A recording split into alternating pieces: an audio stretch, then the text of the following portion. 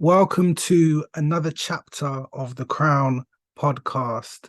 Today, we have a very special guest. And I know I say this every single chapter, but today it's a little different. To call this man a legend would be an understatement, but it wouldn't be far-fetched either. It's necessary and it's important to give people their flowers while they're still here. And the person I'm speaking about, he's appeared on stages all around the world, giving his own brand of comedy that many people have emulated, many people have tried to recreate, but his style is so unique, so funny, and such a joy to have in this world that it's hard to replicate. You may know him from the Monique show, being an amazing co-host. You may also know him from Madea's Big Happy Family and Coming to America too. This man has been friends with Eddie Murphy, Steve Harvey, Cedric the Entertainer, Kevin Hart, and Katt Williams, as well as a great mentor. He's been a friend to me. He's guided me. I've watched him. And it's a great honor to have Mr. Rodney Perry join us today on the Crown podcast. Welcome. Very kind, Steve. Very kind, man. Look, your body of work speaks for itself. Yeah. But you still work like you still have something to prove. Like you got so much left to do. You got so much more in your lungs to give. You know, that's just the way I've always approached this comedy and life. You know, I'm no quitter. I believe in the work, but I also believe in the flow.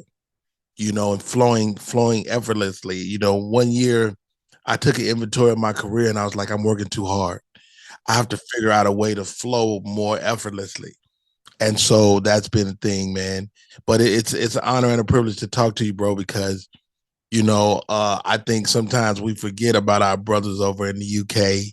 And I remember I was on a red carpet some years back. We were during the Monique show. And a gentleman, he said, Rodney Perry, you're big in the UK. I was like, really? He said, you got to come and see your brothers, man. We love you over there. I was like, really? Okay. Yes, you are. And, you know, that's really what I want to do today is, for the people who know you and are fans of you, this is great. An opportunity for them to hear you, over on this platform. But for those who don't know you, I think you've got such a powerful and inspiring story that can help a lot of people. And so I want to touch a bit on that in, the origins of your funny. Okay. Because not everyone's funny. A lot of people think they're funny, but the origins of your funny, where did that come from? And how did you know that, you're funny? Well, great question. How did I know I was funny? Wow. Such a weighty question, man. I had a teacher in second grade that would let me tell jokes at the end of the day if I'd shut up. And that was the kind of beginnings. My mother and my father would have get-togethers at our house, and the adults would go into the living room and listen to these records, these party records, Mom's Mabley, Richard Pryor, Red Fox, and they would listen to these records.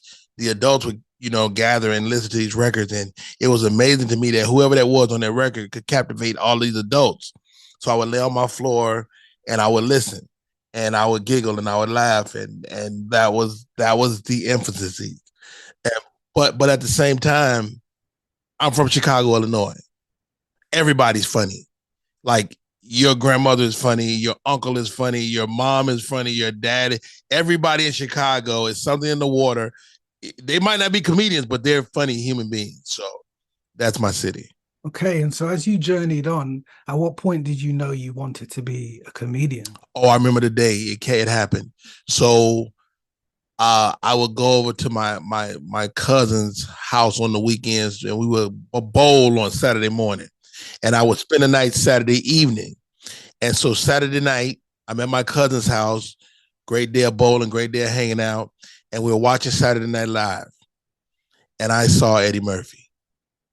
And although I was familiar with Richard Pryor, Eddie Murphy gave me a picture of what I wanted to be. Eddie Murphy gave me the notion of this being a profession. And so if I could give it to one person, it would have to be Eddie Murphy, because seeing him made me, and then to many years be on a movie set and him say good morning to me was like surreal. You know, it's interesting to look back because at that point in your life, as you said, you're humbled by that interaction. But later on, as we will get into, these become your peers. You Yes, know, the people you're speaking about in such awe and kind of aspiration become your friends and your colleagues. indeed. And I want to kind of know, like, what was that transition like? Because people, you know, we watch comedy and we watch the specials and we see, okay, he's funny and we laugh, but we know it's we what we don't see is the grind, Right. how hard it is to get to that point. And so, what was your journey like? I mean, we're all humans at the end of the day, right? I mean, you're a human. You're on your individual path, and that thing, you just kind of take it, putting one foot in front of the other, and then one day you look up and you're amongst the people that you idolize, and they respect you. I mean, that thing has always been important to me. The respect, you know. I don't want to be the best in the world, although I wouldn't mind landing in that space. But I want my peers to respect me. You know, I want the Dave Chappelle's of the world, Katt Williams, Kevin Hart's of the world to go, hey man, there's a lot of great comedians, but that Rodney Perry is one of us. It's a marathon. I think I realized that very early, that if I just keep going, I'll be all right. You know, and that's been a couple of different moments throughout my career when I could have made a left and I made a right. I could have made a right and made a left. And so, I start off early on in my career as a member of the United States Navy. I go from the Navy to Los Angeles, where I got my teeth cut, and I learned this, Steve, really early. Right, I was watching all the comedians that were really working that I respected, and they all were actors too. And so I decided to become an actor as well.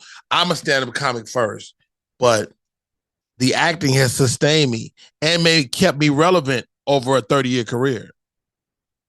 People can see the films, all around the world, whether it be Madea's Big Happy Family or Johnson Family Vacation or any number of other films on Tubi now that stream around the world. People get to see this stuff, and they just don't go away. And I know it's like pretty much when you're in the middle of it. Myself, I have this perspective. You're still on the path, and so you're not looking back at what you've done. But do you ever take a moment to just be like, wow, like, from that little child who's rolling around on the floor laughing to the stages that you've been on? Do you ever just look around you and say, well, I did well. I did really well. You know what? I don't know if I've taken that time to look at it, to respect the journey. I know you should respect the journey, but I probably don't do that enough. I'm sure I don't. I mean, because the work isn't over, and maybe I like to say when I'm old and gray, but I'm already gray. um, I don't want to say that I don't respect it, because I do respect the entirety of the journey, but I'm still on the ride. I'm still putting one foot in front of the other. I'm still, formulating ideas. I'm still putting up podcasts. I'm still developing television. I still have a mind to direct. I'm still, so here goes, Steve. This is what makes sense. The achievement of every goal opens the door to another goal. Mm. So we always are in a perpetual state of achieving, right? And yes, there's a reflection on that journey, but when I open this door to this goal, there's another door. To your listeners, man, just keep going. Here's a better answer. You kind of never arrive. Mm-hmm. The guy that arrives don't have nothing to work for no more. Kevin Hart is a friend of mine, and you can't outwork this guy. I'm like, why are you up at 5 o'clock in the morning, dog? Because he's he in our mind, he's there. In his mind, he is still working toward that thing. Yeah, and that's a special characteristic, and the greats, they have that drive where they're laser focused and they never get complacent. You have to take inventory of the sweet smells and sweet sounds of life. Absolutely. And so, you know, it sounds beautiful and it sounds like, it's a nice little journey, but there are some down times. There are some times where you have doubts. There are some times where it doesn't seem like it's working. And, in the nature of what you do, it's a very happy thing. And so in those down times, how can you be funny when you're sad? Wow. It's tough, Steve, man. I'm As I sit here in my office, I look over and see my mother's urn. We lost her about 5 years ago. And while I was in that, I didn't know if I would be able to continue on, because she was not only my mother, she was my friend. And so when you lose a friend, that's a tough thing. And I had to eulogize my mother. And so I stood there at the church before God and our friends and family, and I talked about her life. I talked about what type of person she was, and how she achieved her goals and did this thing and that thing. And it was very difficult. I was funny. I was poignant. I was light. I was heavy. I gave all those things. And at the core of it, I lost my friend. And it was so tough. How do you continue on? Your heart heals. Your heart heals. And even now I'm kind of getting full as I even tell this. So get this. I eulogize my mother. The pastor whose church that we had the ceremony in, he said, "Come here, brother. Can I talk to you for a second?" I said, "Yeah. So what you need?" He said, "Man, you did such a great job. Your mother would be proud." I said, "All right, appreciate it, man." He said, "Are you available in 2 weeks?" I said, "What?" He said, "Are you available?" I said, "Are you trying to book me at my mother's funeral, sir? Are you available?" I said, "How much?" What I've learned is comedy is not who I am. It kind of always is taking care of me. At my darkest points, comedy has taken care of me. Comedy makes me feel good. I thought I was doing it for the people, Steve. I thought I was doing it, and then we have a pandemic, a global pandemic, and I can't go on stage for a year and a half. And I realized I was doing this for me. And I was doing it for me. I needed it.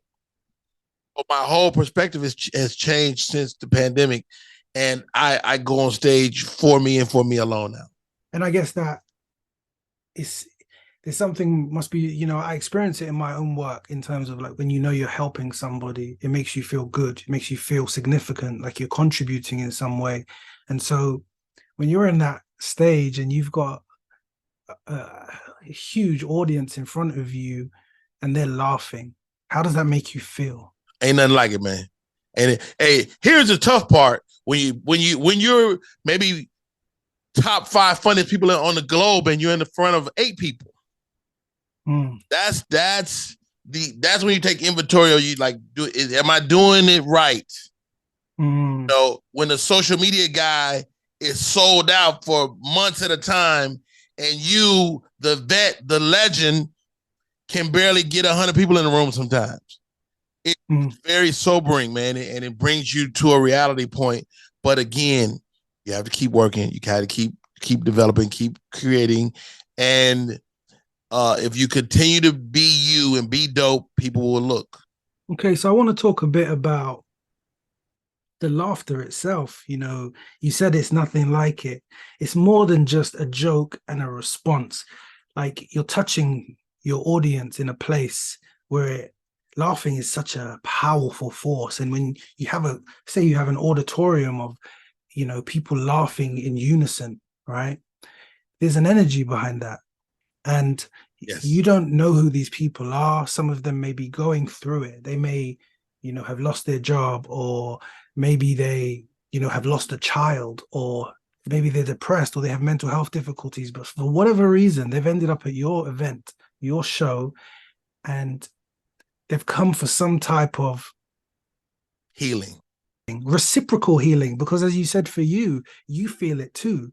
You know, they may have some traumas in their life, but you can, even if it's for a moment, give them some respite, some break, a space to kind of breathe. What's that like for you? It's sobering, man.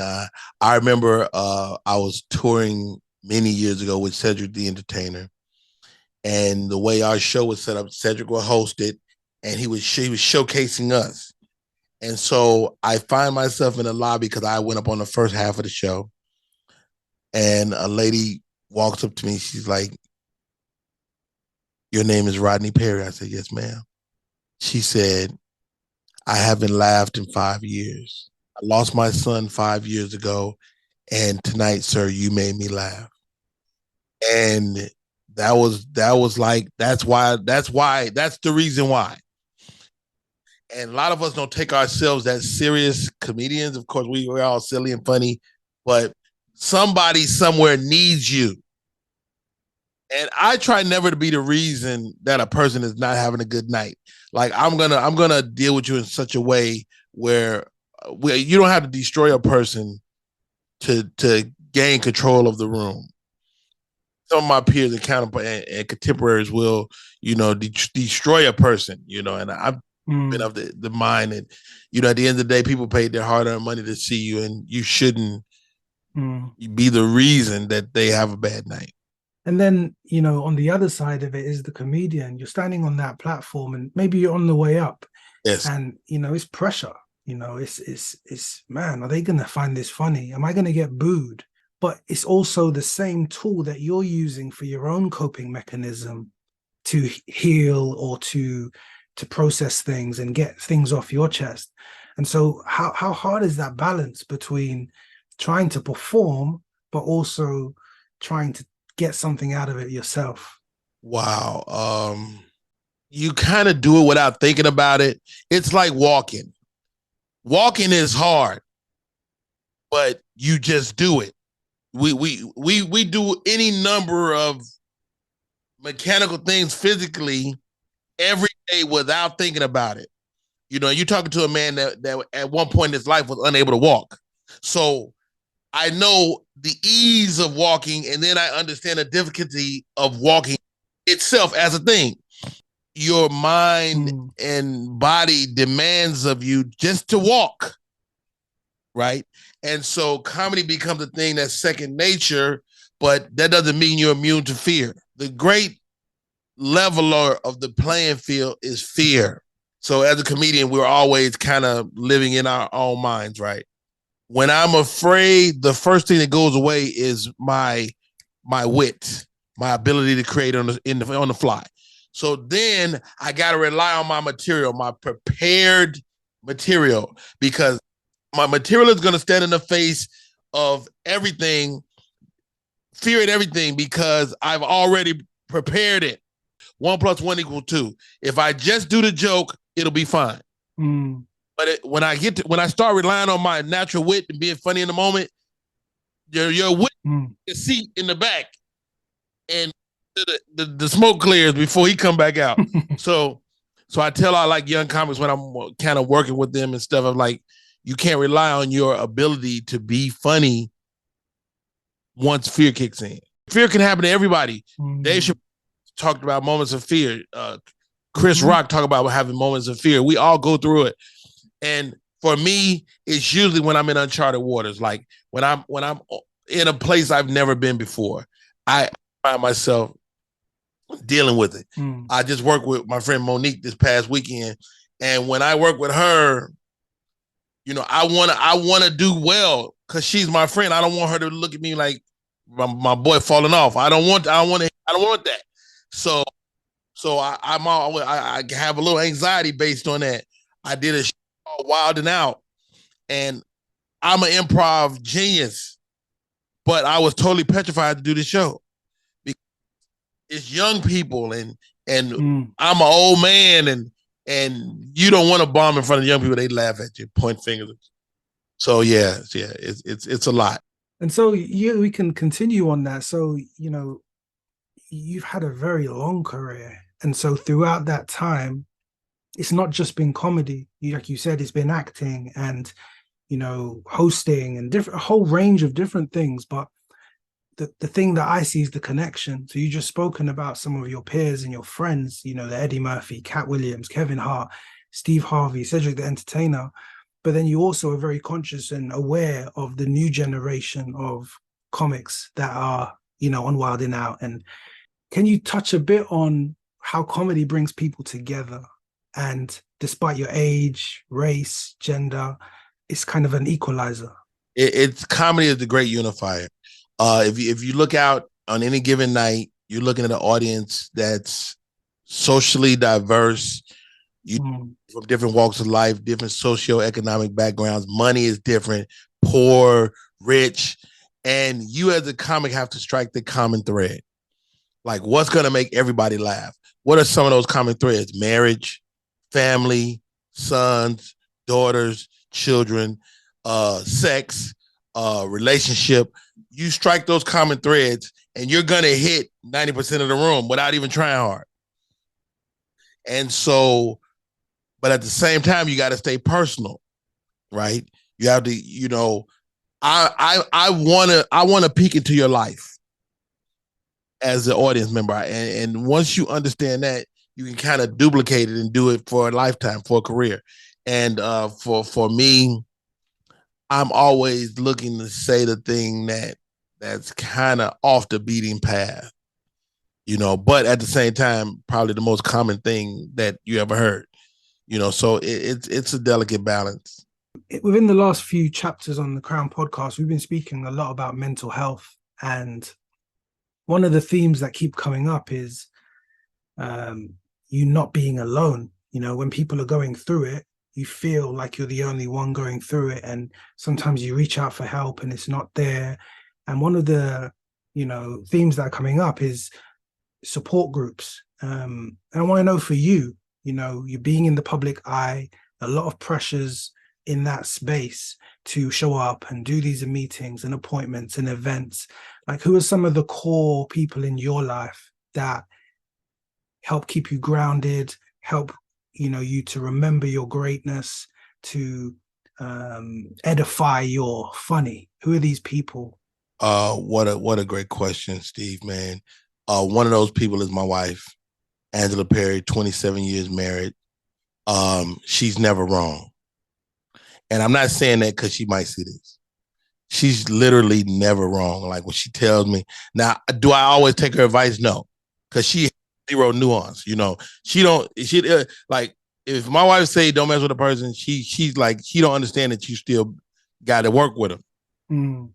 So what? That person is gonna hurt your feelings, and she's never wrong. She's always right on those things, those type of affairs. But she's a great sounding board, and she's been there from the very early days to now. Like, I remember back in the day, right? I used to do this comedy club in the Bay Area, Oakland, California area, right? And after the club, they would open the bar, and we as the comedians got a chance to drink our fill, come home drunk, And she's like, "Why are you coming home at 3:00 in the morning?" I'm like, "Well, we was talking business, I was taking care of business. And she's like, "Well, if you were really taking care of business, why are you drunk? It's impossible." That was sobering for me.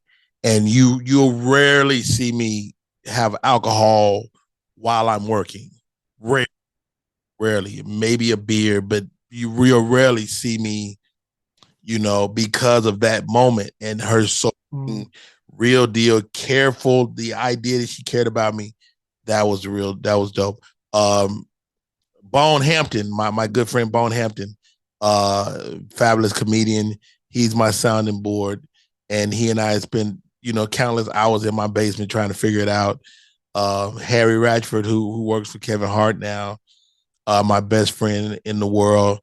He and I have shared many stages together, and ups and downs, family and friends and loss of brothers and loss of mothers. I can always look out in the audience and see his face. So, there's more people, I'm sure. Madeline, who is my assistant, and a constant source of soundboard. My children have grown to be like my friends, and so my son has evolved into one of my closest, confidants. And my daughters, I'm a father of 6 children.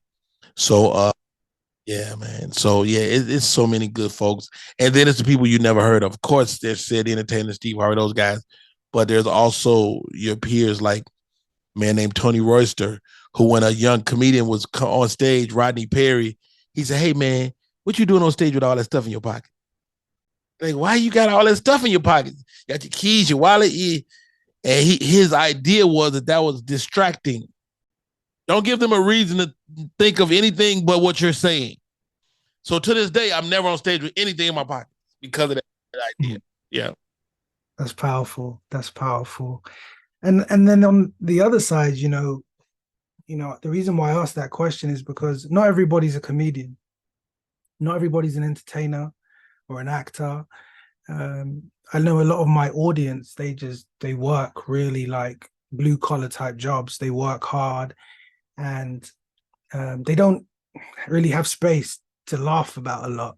I met a young lady years ago. She was a stage 4 cancer patient. Rodney, I was diagnosed. He said, I felt sorry for myself, and I began to consume comedy, movies, stand-up material for years. And that in itself, she believes in her cancer into remission. And then, and I wanted to go on to that. So you've had your own health scare, and I remember how upset I was when I heard that it happened, because it was during the time where I was offline, but you had a stroke. There was no promise that you'd ever be able to speak again, walk again, to tell another joke, and what that was like for you and those around you at that time. It was a lot, man. Now that I look back and I can process it, 6, 7 years removed, it was a lot, bro. So I'm a comedian, of course. I'm on the road, performing Denver, Colorado, which is a mile high city. So the altitude itself was affecting me. I talked to my buddy Joy Wells, and he's telling me about a friend of ours that had just had a stroke. And as he told me of her journey, in my mind, I was like, I feel like that right now. So I talked to my buddy shortly after that call. I get on the phone with Hank Denson. Hank and I are talking. He said, man, go get your blood pressure checked right now. I drag myself over to Walmart, and I go into the store, and I check my blood pressure in the public. My blood pressure is 221 over 140. And I should have went to the emergency room immediately. But I also had another thought. I said, if I'm going to die tonight, I want to die on stage. I literally had that thought. And I really didn't care how much it's going to mess up these people's experience forever. If I were. When you say it like that, it's actually quite traumatic. It's so absurd, man. I'm an idiot. So anyway, my brother, who was featuring for me that night, he drove me to the doctor after the performance, and I walked into the emergency room, and I didn't walk out for the next 45 days. I had the stroke. Like you say, I didn't know if I'd ever stand again, if I'd ever be able to speak. If I went through all type of therapy, speech therapy, occupational therapy. They give you a swallow test to make sure you can even still swallow, which is, you think, they wouldn't need to do that, but they did so many things. I went through a battery of tests. Occupational therapy. Occupational therapy is all the minutia of life, all the stuff you do without thinking about it, touching, picking up little things. Couldn't do that with my left side. And so it was so difficult, Steve. It was very difficult. I saw an article that you were a part of afterwards, and there's just one line that really stood out to me, and you said, we take so many things for granted. What did you mean by that? And it sounds like it was coming from a real, hey, you don't know what you have place. I mean, it's all the stuff that, so your brain does a lot. Like the human brain is constantly at work. Like right now, you're talking to me, you're processing what I'm saying. So the idea of walking or picking up something, right? Your brain is making decisions, 1,000 decisions before you pick up anything, before you pick up your feet, right? And what I learned while I was recovering, while I was going through the rehab process, is I would be so tired. Like my brain, when I would go to my rehab, my brain would be fully taxed from the simplest things. All those things that I take for granted, just getting up in the morning and go, live your life and go, I gotta check my schedule, I gotta all that stuff that your brain does without, you having to check in. It was, I just learned to be thankful for that thing and everything. So 45 days, you're in the hospital. For much of it, you're not functioning as your normal self. You're recovering, and you've probably got your family around you. You got people praying for you, people on social media praying for you, sending their good wishes and strength your way. And so when you came out of it and you saw the outpouring of support, how did that make you feel? Well, I found out a few things. First of all, I got to, for lack of a better word, I got to die in front of the world because people don't know you're going to walk out of there. So we tell stories, and I got to see it. Social media, I'm still looking. I got my phone. People are talking, and this how stupid I was though. So I was still going live, dog. I'm in the hospital. My wife was like, "Get his phone. Somebody get this silly man's phone." I thought I was saying some fly stuff though. In my mind, I was like, "Hey, Rodney Perry, man, I had a little stroke. I'm gonna be okay." What I really said was, "Bada dibba die, Scooby Dooby die." Wow. So it was way more taxing than I thought it was ever gonna be, and every day I got to learn a little bit more about myself. I got to see my tenacity. I got to see my work ethic. I got to see, like, it broke all the things I've been doing in life down to ultimate minutia, and I got to see that I can achieve anything. It's a scary thing because many people have strokes and they never recover, and they never have the opportunity for a second chance. And you mentioned your mother transitioning and the impact that that's had on you. Now that you've got through this, does it kind of give you like a renewed perspective on what you do and the purpose and the importance of comedy and making people laugh? There's a bit of survivor's remorse. You meet, like, I remember coming home, right? I came home and I was talking to my neighbor. Unbeknownst to me, my neighbor had lost his brother. It's a very similar situation. And I remember, I was like, yeah, man, I made it back home, blah, blah. I had no idea that he had lost his brother from the same type of stroke, same type of situation. And he's a great guy. He didn't mean any harm, but I could look at his face, and I asked my wife, I'm like, son, he was kind of a bit weird to me. He's like, yeah, he lost his brother like a couple weeks ago. And I was like, oh God. And I'm out there bragging about coming home. How dare I? As I processed the whole thing again 7 years later, it was the ultimate learning experience. It was comedy at its finest. And as a comedian, get this, Steve, I'm also going, how am I going to make this funny? And that's what I was going to ask you. So while you were, as you got to near the end of the 45 days, I'm thinking of that 2 days in. Yeah, but you can't communicate it. You can't write it. You can't get it out. And so now you're formulating all this new material. My mind was still sharp. I just couldn't. My physicality was a problem, but I could talk, and even though I was slower, I was still. If I were, it forced me to be really more deliberate. I had to start to take inventory of the characters, the people. My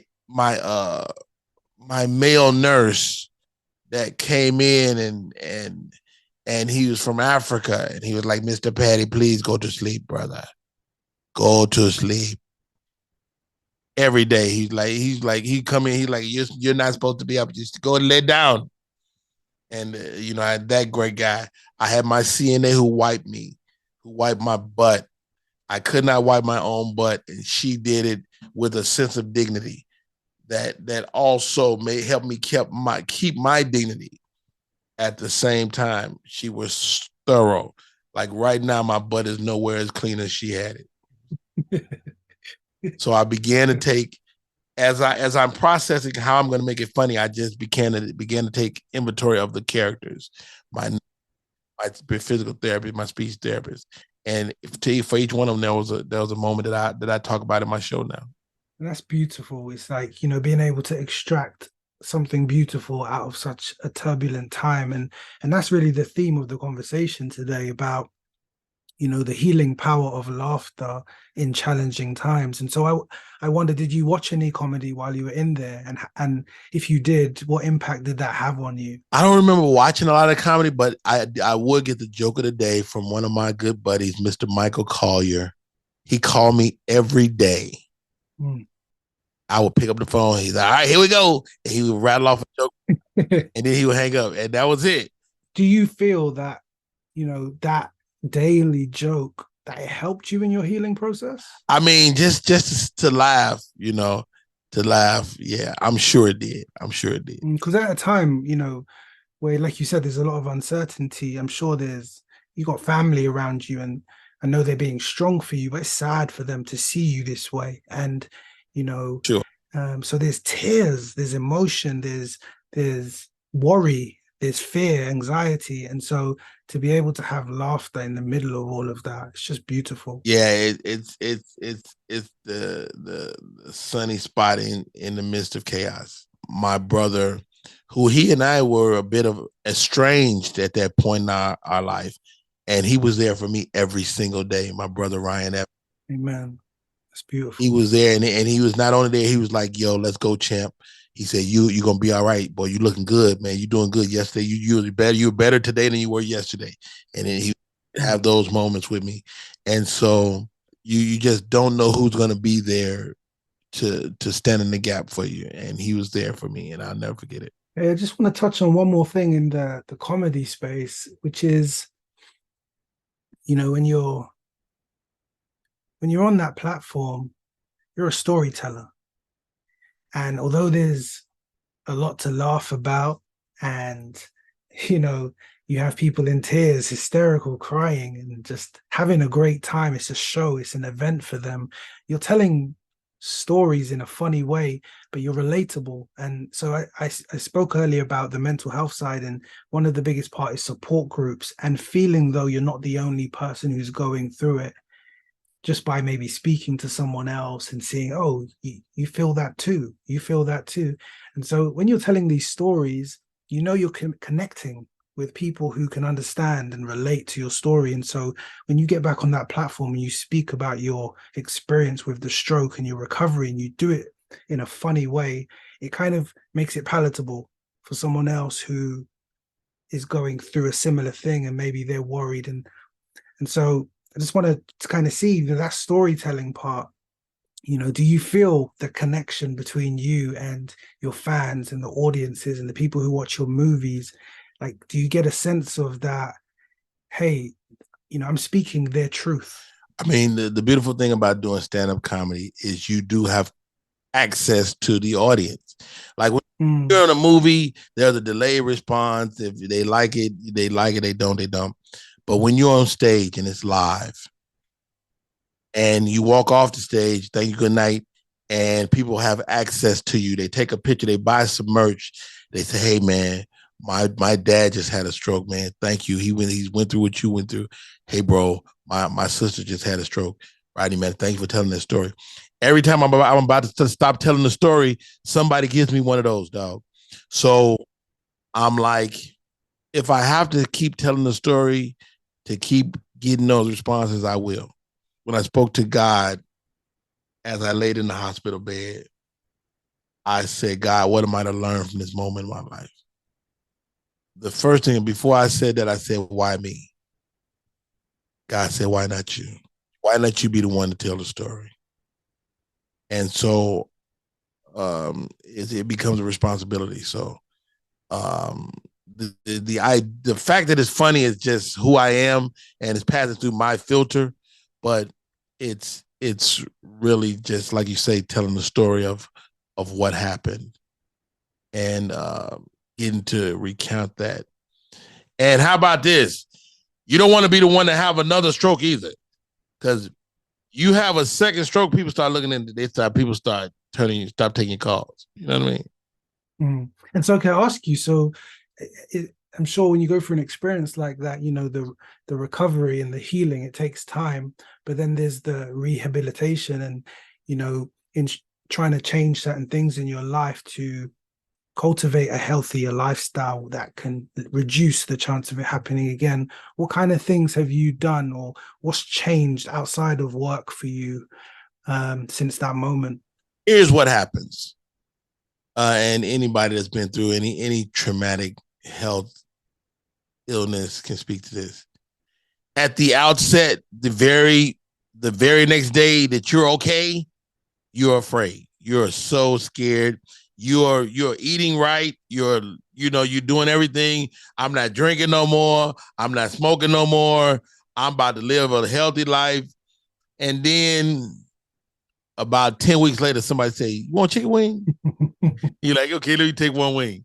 And before you know it, you're back eating 15 wings. You're out of weight. You're overweight again. But you know, some things never change. Like I'll be monitoring my blood pressure the rest of my life. I will be taking my medication, which I wasn't doing the rest of my life.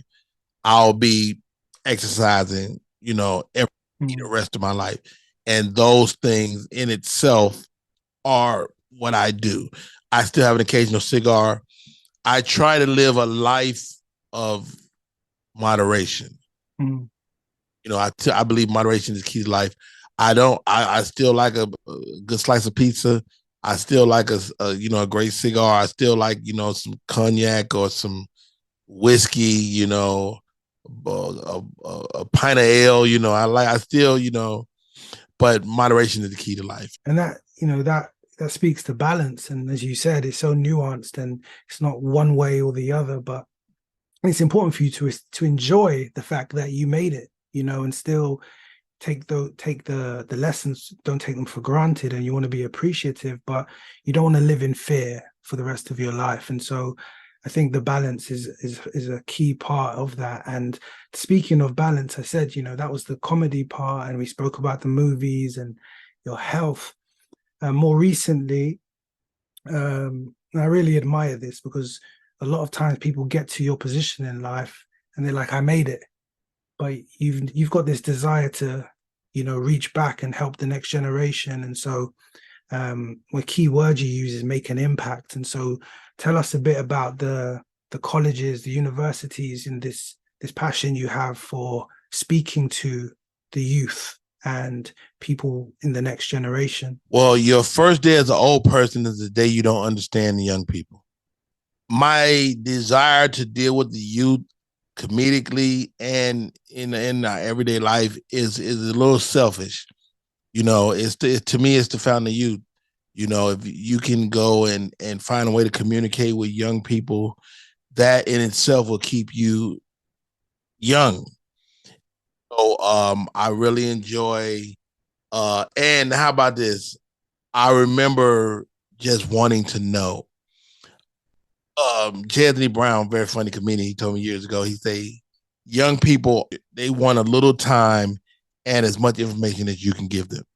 And so because of that, I try to give that all the time. And that takes me back to how we started this, when you said, you saw Richard Pryor. You're a young kid and you think about everything that's happened in your life from that moment. And now, I know you go around doing motivational speeches for these kids and these young people. It's now, all these years later, you're there being that for them. How does that make you feel? I mean, to be honest, man, I never looked at it like that, but it's fact. It's a fact. And I meet people all the time say, "Man, my mama love you." I'm your mama favorite comedian for sure. My mama love you, Rodney Perry, man. We been following you been playing in my house for 20 years. Man, we watched you just the other day on this and da da da. And so it's kind, it's the reason you look back at the journey and are thankful. I mean, you asked me that earlier, like it's the reason you go, oh wow. You know, it's a sobering effect. It wakes you up. You've spoken about your mother. You've spoken a lot about the kind of person she is and was, and I just get the sense that this is exactly what she'd want you to do. For sure. Yeah, that's an absolute fact. We see comedians and we see the specials and we see the stand-up, but we see you isolated. This bunch of comedians that you've named today, what's it like when you guys are together and there's no cameras and there's no show? Like, how's there enough space for the jokes? Oh, wow. Okay, so this past weekend, myself, a gentleman named Tony Roberts, a young lady named Dominique, a nephew, Tommy, and Monique, we were all on the show together. And those shows, unless it's a big show, they kind of never happen. Like, I would never be at a comedy club with all those people. And so we were all in the back talking, laughing. It's like a reunion of sorts. You know, you ever go to your high school reunion and the guys funny are still funny and the girls that were cute are still cute and all that? That's what it's like. It's like being at your class reunion. People you've been working with for 20 years and from time to time. So I always say this. Comedy isn't a team sport. It's at best track and field. It's not football. It's not baseball. It's not soccer, like we say. It's track and field. It's a very solo sport. But from time to time, you get to run a relay with your friends. Mm. And so that's it in a nutshell. That back room is a relay, man. It's a relay race. And you're passing the baton and you're running as fast as you can. You're getting the baton. And so it's a surreal moment. And I just posted a clip of me and my friend Monique the other day. And it's always real smiles, real happiness when we get to spend time together. And look, you shared a lot today that I know a lot of people will find very encouraging. And I know they'll go and watch your comedy and maybe it'll make them laugh. And, maybe it'll make them feel, a little bit lighter based on what they're going through. But there are people, I speak about my audience, and I always go here with my guests is, a lot of my audience are people who struggle. They go through a lot of difficult times or they're recovering from a lot of traumatic things. And often I get messages every day from people who are on the verge of giving up. They feel they've tried everything, but the weight of the world, and there's so much negativity and sadness that's being pushed.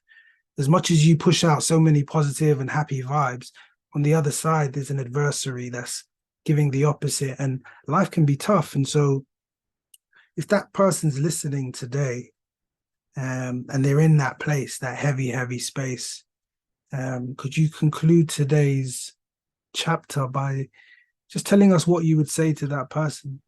Here goes. I know you're going through it and it seems insurmountable, but if you look back at your journey, you've won before. You have been here before and you conquered the thing before. So if you did it then, you can do it now. So just say thank you, Lord, and keep going, man, one step at a time. The journey isn't won in the finish. Just take a single step. If you can take a single step toward your journey every day, you will achieve mighty, mighty things. Thank you. Thank you for sharing. And I know I'm going to have a lot of people that would, criticize me if I didn't ask you this question, but what is your favorite joke that you have told? And can you tell it to us? What's my favorite joke right now? So, so my wife and I have been married 27 years, right? And I found out most about our relationship during the pandemic. found out that first of all, my wife is passive aggressive. Mm-hmm. Which means she's passive aggressive. She won't tell me what's wrong. I got to figure it out. And not only is she passive aggressive, Steve, she's also lactose intolerant. Get mad at me. She won't tell me. She go downstairs to drink a half gallon of milk. Oh no. And now I got to sleep through Beirut. Oh, brother, thank you. Thank you. I'm so thankful for your energy, your presence, your life, your health. And yeah, I know our listeners would have been entertained, inspired, and informed today. So thank you. Thank you so much for everything that you do. And you are absolutely a kind man and a kind spirit. It's an honor and a privilege to talk to you, man. Thank you so much. Thank you to all of our listeners who have joined us for this chapter. I hope you've taken something from it. I hope you find a moment in your day to laugh about something, as there is healing power in laughing, especially in challenging times. If you want to check out more about Rodney and what he's doing, you'll see the links in the descriptions. Until next time, stay blessed, and I wish you better days.